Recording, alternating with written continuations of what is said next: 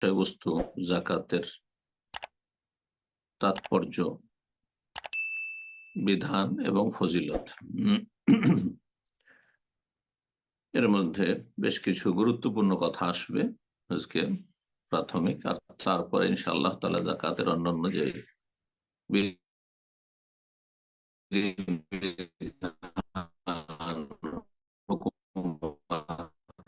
রয়েছে সব ইনশাআল্লাহ তাআলা আমরা আলোচনা করব, যে কিতাব থেকে আমরা আলোচনা করছি। তাতে লেখক বলছেন কিতাবুজ যাকাত, এই অধ্যায় হচ্ছে জাকাতের, বা এই পর্ব হচ্ছে জাকাতের পর্ব।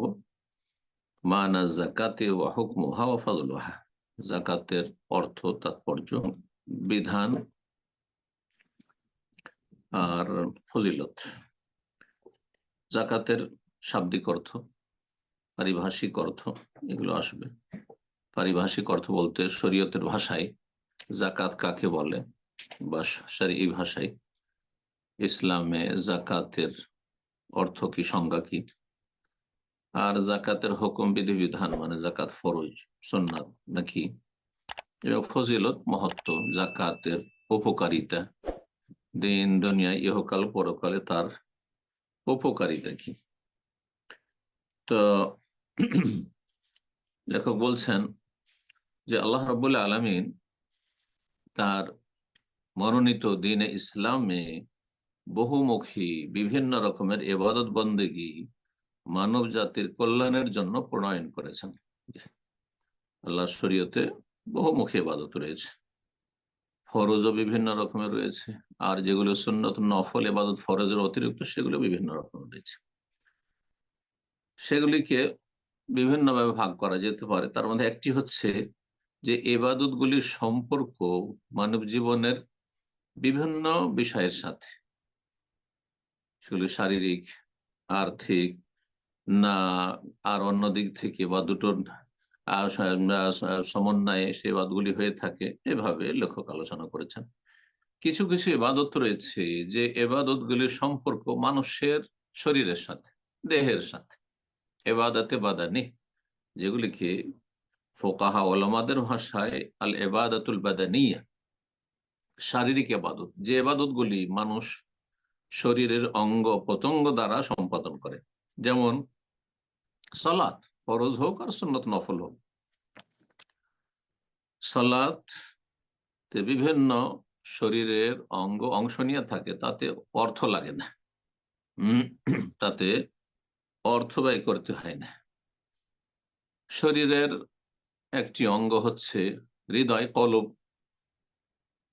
আর কলবের ইবাদত সবচেয়ে বেশি গুরুত্বপূর্ণ। আর সালাতে তার প্রয়োজন রয়েছে নিয়ত এবং খুশু, একাগ্রতা ইত্যাদি, মনোযোগী হওয়া, আল্লাহ অভিমুখী হওয়া, জি, নিষ্ঠার সাথে ইবাদত করা, আল্লাহর সান্নিধ্য লাভের জন্য সর্বাত্মক চেষ্টা করা মনে প্রাণে।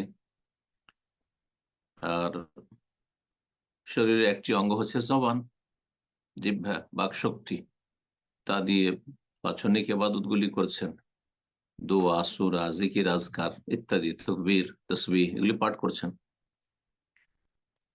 আর বাকি অঙ্গ প্রত্যঙ্গ তাতে নড়াচড়া করছে, কিয়াম, দাঁড়াচ্ছেন, রুকু, ঝুঁকছেন, তারপর আবার দাঁড়াচ্ছেন, আবার সেজদা করছেন, বৈঠক জলসা করছেন ইত্যাদি ইত্যাদি অঙ্গ প্রত্যঙ্গ দ্বারা।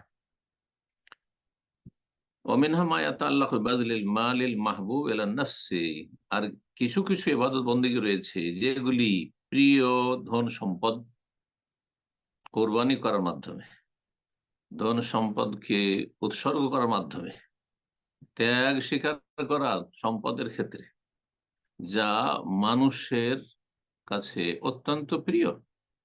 মানুষকে আল্লাহ এই প্রকৃতি দিয়ে তৈরি করেছেন, সৃষ্টি করেছেন যে মানুষ পয়সাকে ভালোবাসে।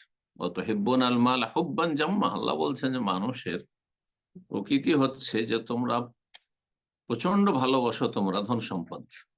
এই জন্য ছোট বাচ্চা অবুঝ, তাকেও যদি পয়সা টাকা দেখান তো ছো মেরে নিয়ে পালাবে। ও বুঝে না পয়সার মূল্য, কয় টাকা আছে তাও বুঝে না, এর মূল্য বাকি তাও বুঝে না। হ্যাঁ, আপনি তাকে 500 টাকা তার কাছ থেকে নিয়ে নিয়ে একটা নোট নিয়ে যদি 5 টাকা দুটো তিনটে দিয়ে দিন, অতি খুশি হয়ে যাবে, কিছুই বুঝে না। কিন্তু টাকা আর আসক্তি আছে, এটা হচ্ছে মানুষের স্বভাব। জি। কিন্তু সেটা সীমিত আকারে হইতে হবে, সীমিত আকারে হইতে হবে। আর তার নীতিমালা আমরা আজকে আলোচনায় আসবে আমাদের, যে পয়সা কিভাবে গ্রহণ করবেন, ধন সম্পদ কিভাবে গ্রহণ করবেন, তাহলে আপনি সফল। তাতে পয়সাওয়ালা হয়েও সফল, পয়সার মালিক হয়ে সফল। জি। তো ধন সম্পদ ব্যয় করার মাধ্যমে কিছু কিছু ইবাদত করতে হয়, যেমন জাকাত ফরজ, তারপর দান সাদাকা ইত্যাদি, জনকল্যাণমূলক যে কোনো কাজ করা। অমিনহা মায়াত আল্লাহ দান ওয়াবাদলিল মাল, আর কিছু কিছু ইবাদত রয়েছে যাতে শরীরকেও মেহনত করতে হয় আর ধন সম্পদ ব্যয় করতে হয়। কাল হজ্জে, যেমন হজ ওমরা, এরকম জিহাদ ফি সাবিলিল্লাহ, তাতে শারীরিক মেহনত লাগে আর আর্থিক, তাতে আর্থিক ভাবে তাতে অংশ নিতে হয়। অর্থ ছাড়া হয় না এগুলো কাজ। পয়সা না তাহলে হজ উমরা হবে না। আর কিছু কিছু ইবাদত রয়েছে যে ইবাদত গুলিতে কিছু ব্যয় করতে হয় না, কিন্তু আপনার আমার মানব জীবনে যেসব প্রিয় বস্তু আর যেগুলি চাহিদা আমাদের মধ্যে রয়েছে, সেগুলিকে পরিত্যাগ করতে হয়, সেগুলি থেকে বিরত থাকতে হয়। বলছেন অমিনাহ মায়াতাল্লাহ বেকাফিন নাফস, কিছু কিছু ইবাদত রয়েছে যেগুলিতে নিজেকে বিরত রাখতে হয়।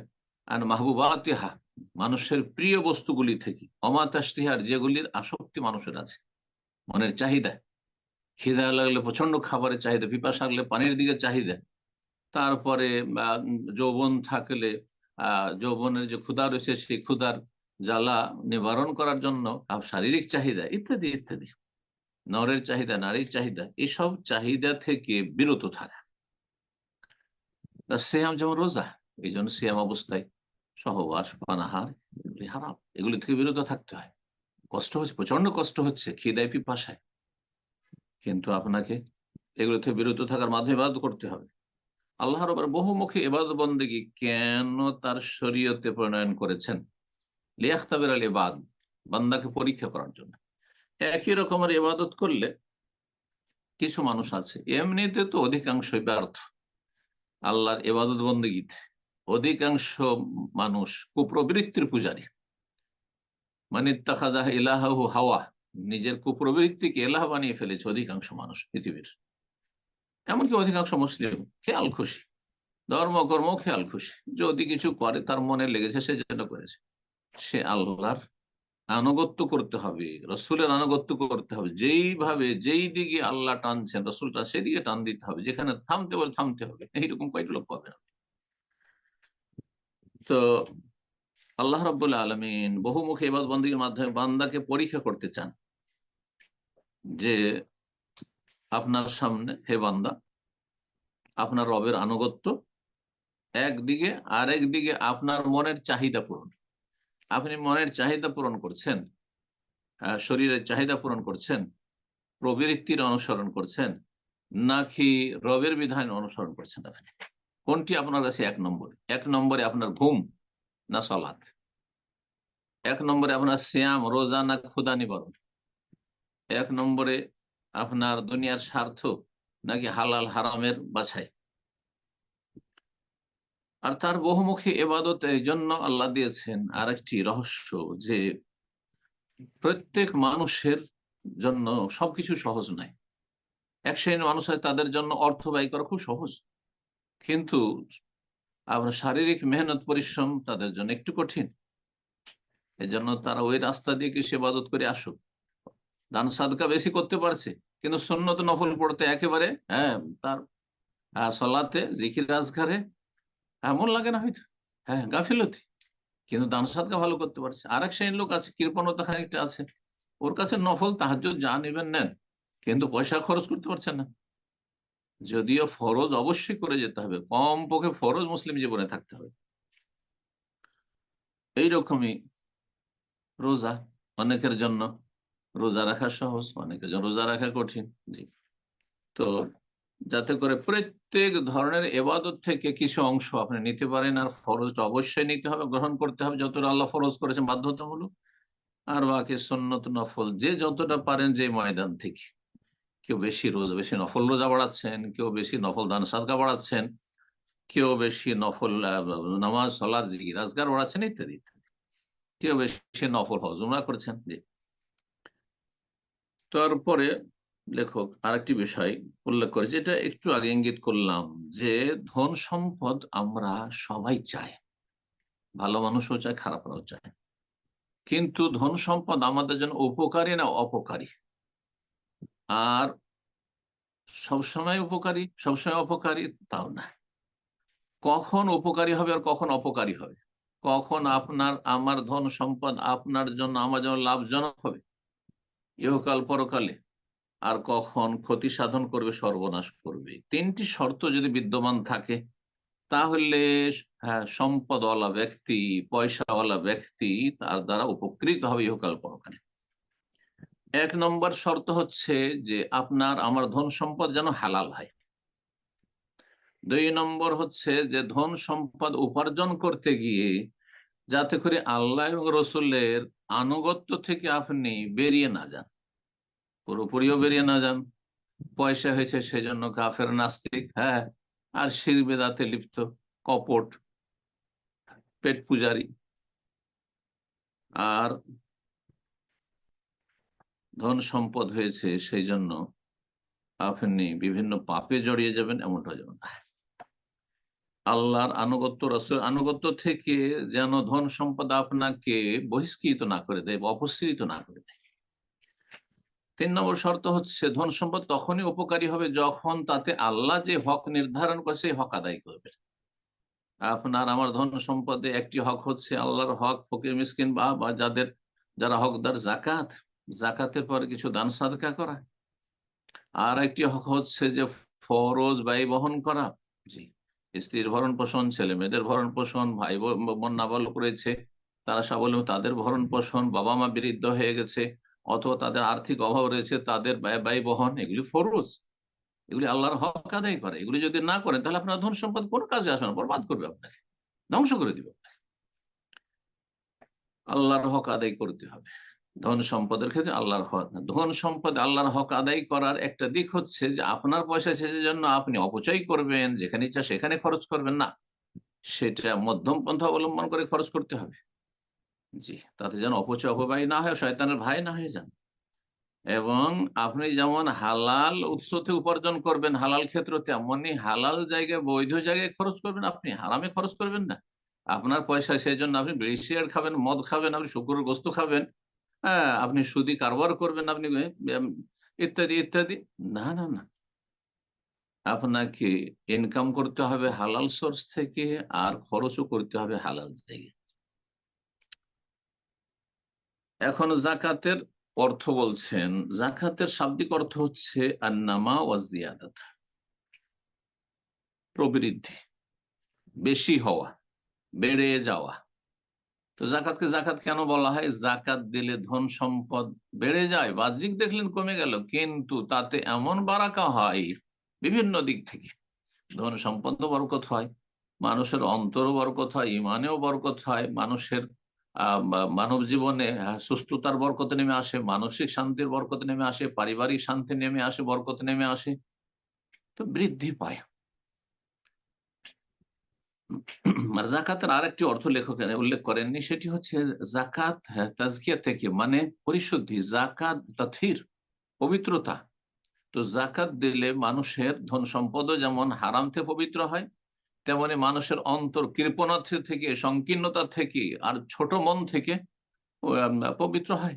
জি, মানুষের মন উদার হয়, যত বেশি দান খেরাত করবেন, যত বেশি আল্লাহর সন্তুষ্টির জন্য খরচ করবেন, যত বেশি আপনি ফরজ ব্যয় বহনগুলি করবেন আপনি উদারতার সাথে, তত বেশি দেখবেন যে আপনার মনটা পাক পবিত্র হয়েছে, শান্তি পাচ্ছেন আপনি, বাপ মাকে দিয়ে শান্তি পাচ্ছেন আপনি, স্ত্রীকে আপনি যথাযথ খরচ দিয়ে ভরণ পোষণ দিয়ে শান্তি পাচ্ছেন আপনি, ছেলে মেয়েকে আপনি যথাযথ খরচ দিয়ে আপনি শান্তি পাচ্ছেন, ভাই বোনদেরকে আপনি প্রতিপালন করে নাবাল করেছে, আব্বার সাথে সহযোগিতা করেছেন, তাতে আপনি শান্তি পাচ্ছেন, এতিমের প্রতিপালন করে আপনি শান্তি পাচ্ছেন, যেই শান্তিগুলো অন্যরা পায় না। বখিল কৃপণ যারা বিলাসিতার জীবন যাপন করছে, তাদের জীবনে কি যে আল্লাহর আযাব, মানসিক শারীরিক আযাবের শেষ নেই তাদের। জি, অশান্তির শেষ নেই তাদের, পারিবারিক জীবন তাদের অশান্তি, মানসিক অশান্তি, শারীরিক অশান্তি, বহুমুখী আল্লাহর আযাব তাদের জন্য রয়েছে, দুনিয়াতে আখিরাতে আযাব রয়েছে। জাকাতের তাহলে দুটো অর্থ, একটা হচ্ছে পবিত্রতা আর একটি হচ্ছে বৃদ্ধি হওয়া। জাকাতের সংজ্ঞা কি? ফুকাহারা যা সংজ্ঞা করেছেন তার মধ্যে শেখ ইবনে উসাইমিন রাহিমাহুল্লাহ একটি প্রথম শর্ত লাগে আত-তাআব্বুদ লিল্লাহ, যেটি অন্যান্য ফুকাহারা এটি উল্লেখ করেননি, কিন্তু এটি গুরুত্বপূর্ণ বিষয়। আপনি জাকাত দিচ্ছেন কিসের জন্য? আল্লাহর ইবাদত বন্দেগী করার জন্য, আল্লাহর গোলামি প্রকাশ করার জন্য। আত-তাআব্বুদ আল্লাহর গোলামি প্রকাশ করা কিসের মাধ্যমে? বেআদায়ে হক্কিন ওয়াজিবিন, ফরজ হক আদায় করার মাধ্যমে, ফরজ হক আদায় করার মাধ্যমে। তাহলে জাকাত হচ্ছে ফরজ হক, এটি আল্লাহর হক, আল্লাহর অধিকার। জি। ওয়াতু হাক্কাহু ইয়াওমা হাসাদিহি, ওসরের ক্ষেত্রে খাদ্যদ্রব্যের জাকাতের ক্ষেত্রে আল্লাহ বলছেন যে তোমরা ফসলের হক আদায় করে দাও ইয়াওমা হাসাদ, যেদিন কেটে মেরে নিয়ে আসবে। ফিমালিন খাসিন, বিশেষ সম্পদে, তাহলে সব সম্পদে নয়, বিশেষ বিশেষ কি সম্পদ রয়েছে সেগুলিতে জাকাত রয়েছে, সেগুলো বিস্তারিত আলোচনা আসবে ইনশাআল্লাহ। কার বিশেষ সম্পদে? সবার না, গরিবের নয়, হ্যাঁ, অভাবের নয়, ঋণী ব্যক্তির না, লেতায়েফাতিন মাখসুসা, নির্দিষ্ট একটা গোষ্ঠীর ধন সম্পদে, হ্যাঁ, বিশিষ্ট একটা গোষ্ঠী যারা নেশাবে পৌঁছেছে, হ্যাঁ, সাহেবে নেশাব হয়েছে, তাদের ধন সম্পদে জাকাত ফরজ। ফি ওয়াক্তিন, সব সময় গোটা বছর না, ফি ওয়াক্তিন, বিশেষ সময়। আপনার যদি স্বর্ণ থাকে, চাঁদি থাকে, অথবা কারেন্সি টাকা পয়সা থাকে, তাহলে আপনার বছরে একবার হালাল হাউল। আর যদি ফসল হয় তাহলে যখন যখন ফসল উঠে আসবে, জি, খেজুর কিশমিশ এগুলি যখন বাগান থেকে সেগুলি নিয়ে আসবেন উঠি, এইভাবে।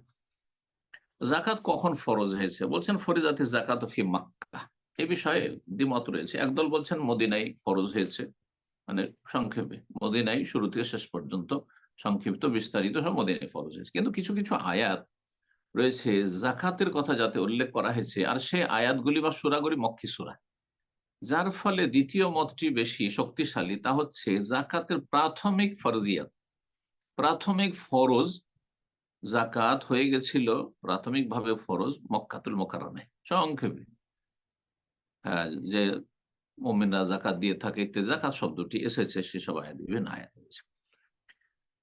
কিন্তু বিস্তারিত জাকাতের মাসাইল, জাকাতের যে বিস্তারিত আলোচনা যা এসছে, নেশাব, আর কারা জাকাত পাবে, কাদের জাকাত নেওয়া হবে ইত্যাদি, এসবগুলি বিধান মদিনা হিজরতের পরে দ্বিতীয় হিজরিতে নাযিল হয়েছে, যেমন দ্বিতীয় হিজরিতে সিয়াম ফরজ হয়েছে। তাই বলছেন যে ফরিজাতে জাকাত ফি মক্কা, মক্কায় জাকাত ফরজ হয়েছিল, মানে প্রাথমিক। আম্মা তাকদির ও নেশাবিহা, কিন্তু তার নেশাবের পরিমাণ, মানে সর্বনিম্ন একটা পরিমাণে পৌঁছলে তখন জাকাত ফরজ হবে, এটা নেশাব। অবায়ানুল আমওয়াল আল্লাতী যাক্কা, কোন কোন ধন সম্পদে কি ধরনের সম্পদে জাকাত লাগবে। অবায়ানু মাসারিফাহা, আর এর খাতগুলি কি, কোন কোন ক্ষেত্রে সেই জাকাতগুলি ব্যয় করবেন। ফাকানা ফিল মাদিনা, এই বিধান করে এসেছে মদিনায় ফিসানাতে সানি মাইল হিজরা, হিজরতের দ্বিতীয় বছর, দ্বিতীয় হিজরিতে। জাকাতের হুকুম বিধান বলছেন যে জাকাত হচ্ছে ফরজ, এবং আহাম্মু আরকানিল ইসলাম বাদা শাহাদাতাইন ওয়াস সালাত, শাহাদাতাইন লা ইলাহা ইল্লাল্লাহর সাক্ষ্য প্রদান করা, মুহাম্মদুর রাসূলুল্লাহ সাক্ষ্য প্রদান করা, আর তারপরে সালাত, তারপরেই তৃতীয় স্থানে হচ্ছে জাকাত। তাহলে ইসলামে যে 5টি স্তম্ভ, তার তৃতীয় স্তম্ভ হচ্ছে জাকাত। আমাদের দেশের মানুষরা উল্টো করে বলতে গিয়ে জাকাতকে একেবারে গুরুত্ব লেস করে দিয়েছে। হ্যাঁ, কালেমা, নামাজ, রোজা, হজ, জাকাত 5 নম্বরে ফেলে দিই।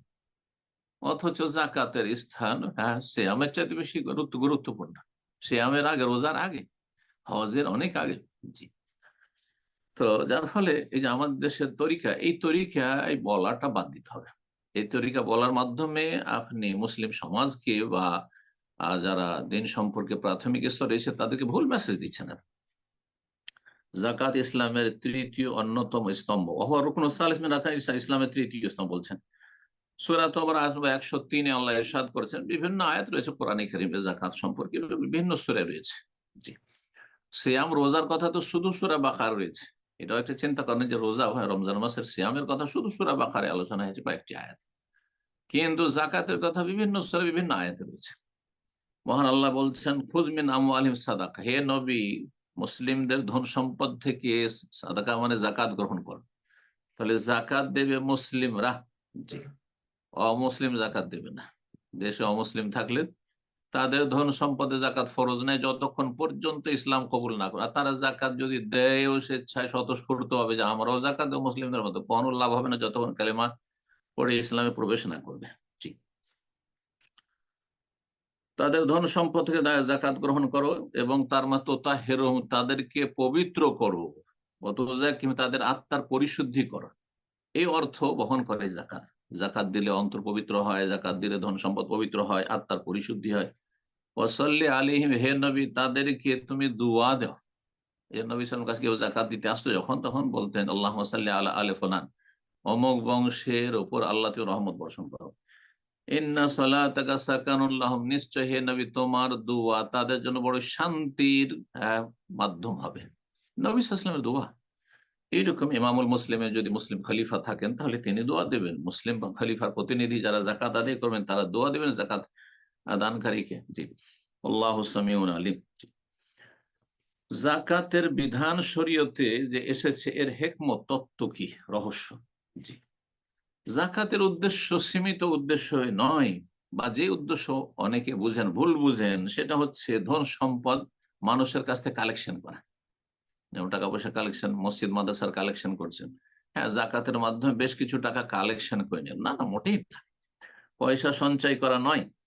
আর পয়সা সঞ্চয় করে নিয়ে তারপরে গরিব মিসকিন যারা অভাবী দুস্থ তাদের মাঝে বিতরণ করে দিলাম, একটা জনকল্যাণমূলক কাজ করলাম, এতটাই যথেষ্ট নয়। বরং তার চাইতে বড় এবং প্রথম লক্ষ্য উদ্দেশ্য হচ্ছে, সেটা হচ্ছে মানুষ যেন পয়সার গোলামি থেকে, ধন সম্পদের গোলামি থেকে মুক্তি লাভ করে।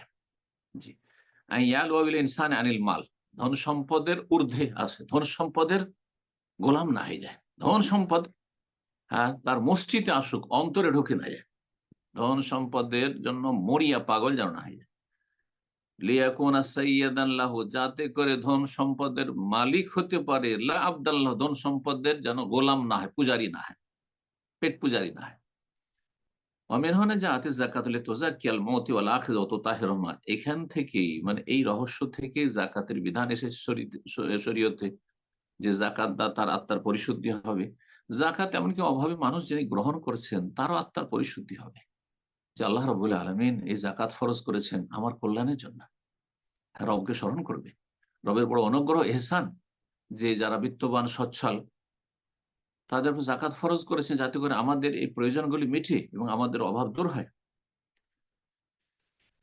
জাকাত দিলে ধন সম্পদ বাহ্যিক যদিও মনে হচ্ছে কমে গেল, কিন্তু আসলে কমে না। বলছেন জাকাত ওয়াইন কানাত ফি যাহিরিহা নাকসুন মিন কামিয়াতিল মাল, জাকাত দিলে বাহ্যিক ধন সম্পদের পরিমাণ মনে হচ্ছে কমে গেল। কারণ 100 টাকায় আপনি 2.5 টাকা দিলেন, শতকরা 2.5 টাকা, 40 টাকায় 1 টাকা দিলেন তো কমলো। লাকিন আসারুহা জিয়াদাতুল মাল বারাকাতান, কিন্তু তার সুপ্রভাব হচ্ছে যে ধন সম্পদে বরকত বৃদ্ধি পায়। আর তার সাথে জিয়াদাতুল মালে কামিয়াতান, ধন সম্পদ বাহ্যিকও বৃদ্ধি পায়। কারণ যারা ধন সম্পদ থেকে জাকাত ঠিকভাবে আদায় করে তাদের বিভিন্ন দিক থেকে বরকত হয়, ধন সম্পদে বাহ্যিকও বরকত হয়। এবং তার সাথে সাথে এমন এমন দুর্দিন থেকে আল্লাহ রক্ষা করেন, যার যে সেসব দুর্দিনে পড়লে, দুর্ঘটনার শিকার হলে আর বালা মুসিবতের শিকার হলে বহু টাকা সেখানে চলে যেত। ওয়াজিয়াদাতুল ঈমান ফি কলবি সাহিবিহা, এবং যাকাত দিলে যেই ব্যক্তি যাকাত দাতা তার অন্তরে ঈমান বৃদ্ধি পায়। ওয়াজিয়াদাতুন ফি খুলুকিল কারীম, আর তার দানশীলতার উত্তম যে চরিত্র সেটা বৃদ্ধি পায়। কারণ যে যত বেশি দান করবে তার দানশীলতা আরো বাড়বে, তার উদারতা আরো বাড়বে, তার মনটা আরো মানে শান্তি পাবে। বলছেন যে সুতরাং জাকাত হচ্ছে ত্যাগ স্বীকার করা, হ্যাঁ, আর দানশীলতা এবং প্রিয় বস্তুকে উৎসর্গ করা, প্রিয় বস্তুকে দান করা। কার জন্য? ওর চাইতে প্রিয় বস্তু হাসিলের জন্য। একটি প্রিয়কে আপনি কি করছেন? কোরবানি করছেন, উৎসর্গ করছেন, সেখানে ত্যাগ স্বীকার করছেন ওর চাইতে বেশি প্রিয় বস্তু হাসিলের জন্য। সেটি হচ্ছে রবের সন্তুষ্টি, এরদা রব্বিহি সুবহান, আল্লাহ সুবহানাহু ওয়া তাআলার সন্তুষ্টি অর্জন করা। এবং জান্নাত লাভে সফল হওয়া। আল্লাহ যেন আমাদের সকলকে তৌফিক দান করে। ধন সম্পদ যে আল্লাহ দিয়েছেন, ইসলামে ধন সম্পদের যে সম্পদ ব্যবস্থা বা অর্থ ব্যবস্থা যেটিকে বলা হয়, ইসলামী অর্থনীতি, এই ক্ষেত্রে প্রথম আমাদের ধন সম্পদ সম্পর্কে সঠিক ইসলামিক বিশ্বাস থাকতে হবে। সেটা হচ্ছে ধন সম্পদের মূলত মালিক আমি আপনি না। ইয়াকুম আলা আসাসিল ইতিরাফ, এটা আপনি অন্তর থেকে মেনে নেবেন, স্বীকার করবেন। আর আপনি জবানেও কথাও স্বীকার করবেন যে বিআন্নাল্লাহ ওয়াহদাহু আল মালিকুল আসিলিল মাল, যে সত্যিকার অর্থে ধন সম্পদের মালিক একমাত্র আল্লাহ।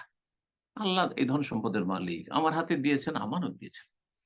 ওয়াল্লাহু সুবহানাহু ওয়াহদাহুল হক ফি তানজিম কাজিয়াতিত তামাল্লুক, এবং আল্লাহ রাব্বুল আলামিন একমাত্র ধন সম্পদের আপনি যে মালিক হবেন, কেমন ভাবে মালিক হবেন, এটা আপনার জন্য কিভাবে বৈধ হবে ধন সম্পদ, সেটাও আল্লাহর বিধান থেকে আপনাকে নিতে হবে। এর যে পয়সা আসলেই হলো, আরে পয়সা আসলেই হলো, এটা চলবে না। পয়সা যেইভাবে আল্লাহ গ্রহণ করতে হবে সেই পথ দিয়ে গ্রহণ করতে হবে, অন্য পথ অবলম্বন করা যাবে না।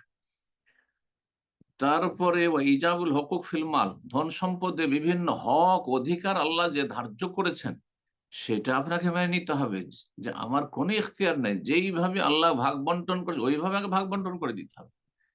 এই জন্য নিজের ধন সম্পদ হস্ত করে ছেলেদেরকে দিয়ে চলে গেলেন, মেয়েদেরকে বঞ্চিত করলেন, কোনো ছেলেকে বেশি দিলেন, কোনো ছেলেকে কম দিলেন, কোনো স্ত্রীকে কম কম দিলেন, কোন স্ত্রীকে বেশি দিলেন, চলবে না, চলবে না। ও তাহদিয়ে দেহ তাকদির, কত পরিমাণ দেবেন, কতটা নির্ধারণ করবেন, এটা সবকিছু আল্লাহ করেছেন। আপনার কোন এখতিয়ার নেই। শতকরা আড়াইটা আল্লাহ ফর আড়াই দিতে হবে, জি, তার কম করলে চলবে না। অবয়ান কাকে দেবেন সেটাও চলবে না আপনার খেয়াল খুশি, সেটাও আল্লাহ ফয়সালা করেছেন। সূরা তাওরা আয়াত নম্বর 60 আল্লাহ বর্ণনা করেন 8 শ্রেণীর মানুষকে আপনি যাকাত দিতে পারবেন।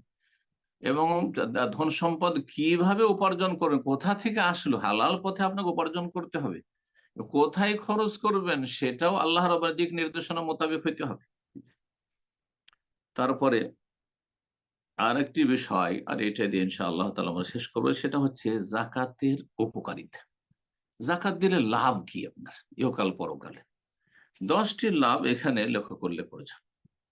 1 নম্বর হচ্ছে জাকাত দিলে গুনাহ খাতা মোচন হয়, মানুষের গুনাহ পাপ আছে, পাপ মোচন হয়। 2 নম্বর জান্নাতে প্রবেশ করবে। 3 নম্বর জাহান্নাম থেকে রক্ষা পাবে। 4 নম্বর হচ্ছে জাকাত আল্লাহ এই জন্য ফরজ করেছেন যে জাকাত যদি আপনি দেন, আমি দিই, তাহলে আপনার অন্তর, আমার অন্তর, জাকাত দাতার অন্তর কৃপণতা, সংকীর্ণতা থেকে মুক্ত হবে, বখিলি থেকে মুক্ত হবে। জি। 5 নম্বর জাকাতের উপকারিতা হচ্ছে, জাকাত হচ্ছে যারা সচ্ছল সমাজের আর যারা দরিদ্র গরিব, এই উভয় শ্রেণীর মাঝে একটি সেতু বন্ধন, সেতু বন্ধন এবং মজবুত সেতু বন্ধন। জাকাত যারা দেয় গ্রামে বা শহরে, আর জাকাত যারা গ্রহণ করে, যারা জাকাত গ্রহণ করে, অনুগ্রহ পায় জাকাতদাতার পক্ষ থেকে, সচ্ছল ব্যক্তির পক্ষ থেকে, তারা সবাই তাকে ভালোবাসে, তাদেরকে ভালোবাসে। আর যারা ধন সম্পদের পাহাড় তৈরি করেছে কিন্তু জাকাত দেয় না, আশেপাশে গরিব আছে তাদের খোঁজ খবর নেয় না, তাদের উপর চরম ঘৃণা থাকে, শত্রুতা থাকে এবং হিংসা কাজ করে আর বিদ্বেষ কাজ করে এবং তাদের ধ্বংস কামনা করে, যে এরা ধ্বংস, এরা ধন সম্পদ কোথায় রাখবে, দিশেহারা, বিদেশে পাঠাচ্ছে, এরা বিদেশে পাচার করছে, কাফেরদের ব্যাংকে গিয়ে রাখছে, যেখান থেকে কোনোদিন উঠে আসবে না, কিয়ামতে বুঝতে পারবে ভালো। আর দেশে আশেপাশে গ্রামে শহরে মানুষ রাস্তা পথে বসবাস করছে, সর্বহারা হয়ে বসবাস করছে, বস্ত্র পাচ্ছে না। আল্লাহ বুঝার তৌফিক দান করুন। মজবুত সেতু বন্ধন সচ্ছল এবং অভাবীদের মাঝখানে হচ্ছে এই জাকাত প্রদান করা। জাকাত দিলে মানুষের অন্তর পাক পবিত্র হয় এবং অন্তর প্রশস্ত হয়, আর সার্বিক নিরাপত্তা মানুষ হাসিল করে, সমাজে চলাফেরা করবে, নিরাপদ চলাফেরা, চোর ডাকাত বাড়বে বাড়বে না। আর চোর ডাকাত কেন, অভাবের স্বভাব নষ্ট হয়েছে। জাকাত দিয়ে যে তাদের অভাবগুলো দূর করে দেয়, এই এগুলো চোর তৈরি হইতো না, হয়তো এসব ডাকাত আর ছিনতাকারী তৈরি হইতো না। ভালোবাসা সম্প্রীতি সেখানে কাজ করে, মুসলিম ভ্রাতৃত্ব সেখানে শক্তিশালী হবে। 6 নম্বর জাকাতের উপকারিতা হচ্ছে জাকাত দিলে জাকাত দাতার নেকি বৃদ্ধি পায়। জি। 7 নম্বর উপকারিতা হচ্ছে জাকাত দিলে বালা মুসিবত থেকে ধন সম্পদ সুরক্ষিত থাকে। বালা মুসিবত থেকে নিজেও বেঁচে থাকবেন জাকাত দিলে, এবং আপনার ধন সম্পদ বেঁচে থাকবে। জি। এবং ধন সম্পদ বৃদ্ধি পাবে। 8 নম্বর, জাকাত দিলে ধন সম্পদ বাড়তেই থাকবে, বাড়তে থাকবে, কমবে না। জি। 9 নম্বর হচ্ছে জাকাত দিলে যারা সমাজে অভাবী, আল্লাহ 2 ভাগ করেছেন, অভাবী থাকবে। যতই মানুষ সচ্ছল হয়ে যাক, সমাজে কিছু অভাবী থাকবে, কিছু অসহায় থাকবে। তাদের প্রয়োজনগুলি মেটানো সম্ভব হয় জাকাতের মাধ্যমে। কারণ আল্লাহ জাকাত ফরজ করে, আপনাকে দিতেই হবে আপনাকে। যদি এমনি দান সাদকার উপর নফল ছেড়ে দেওয়া হয়তো, তাহলে অনেকে হয়তো দিত না। কিন্তু জাকাত আমাকে বের করতে হবে, কারণ আল্লাহর আযাব থেকে আমাকে বাঁচতে হবে, জাহান্নাম থেকে বাঁচতে হবে। জি। এই জন্য আল্লাহ জাকাত ফরজ করেছেন। 10 নম্বর জাকাতের উপকারিতা হচ্ছে যে জাকাত দিলে যে আর্থিক অপরাধগুলি ঘটছে সমাজে, সামাজিক যে সব অপরাধ, সে সামাজিক অপরাধগুলির মধ্যে গুরুত্বপূর্ণ অপরাধ হচ্ছে চুরি, ছিনতাই, ডাকাতি, আর কারো ধন সম্পদ হানা করা, বাড়ি ঘরে হানা করা, ইত্যাদি ইত্যাদি। এই সব থেকে সমাজ পাক পবিত্র হবে। কারণ যখন সমাজে এক শ্রেণীর লোককে আল্লাহ পয়সা দিয়েছেন, আর ওরা সমাজে সব গরিব লোকেরা রয়েছে, তাদের দেখাশোনা করছে, তাদের প্রতিপালন করছে, তাদেরকে ঠিকভাবে জাকাত দিচ্ছে, সুতরাং তাদের সমস্যার সমাধান হয়ে যায়। তাহলে কেন চোর বাড়বে, কেন ডাকাত বাড়বে, কেন ছিনতাইকারী বাড়বে? আল্লাহ যেন আমাদের সকলকে বোঝার তৌফিক দান করেন, এবং যারা সচ্ছল ব্যক্তি তাদেরকে জাকাত আদায়ের তৌফিক দান করেন, এবং আল্লাহ তাদের মধ্যে যারা পথভ্রষ্ট রয়েছে এবং যারা পয়সার আসক্তিতে রয়েছে তাদেরকে হেদায়েত দান করেন, এবং আমাদের সমাজে যারা গরিব অভাবী রয়েছে তাদের অভাব আল্লাহ যেন দূর করেন, এবং আল্লাহ তাদেরকে যেন আল্লাহমুখী হওয়ার তৌফিক দান করেন, এবং তাদের অন্তরকে পাক পবিত্র করার তৌফিক দান করেন। ও সাল্লাল্লাহু আলা মুহাম্মদ ওয়া আলা আলিহি ওয়া সাহবিহি।